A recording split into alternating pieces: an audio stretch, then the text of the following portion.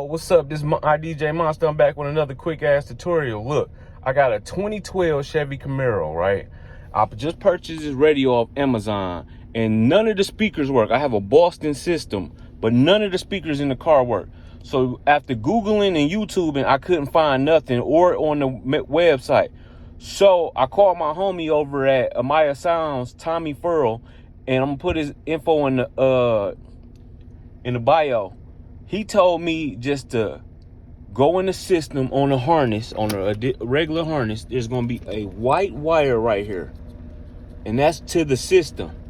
You cut that white wire, put a line in there. Then you run that line into your amplifier wire. Once you run into your amplifier wire, sound. Like, comment, subscribe.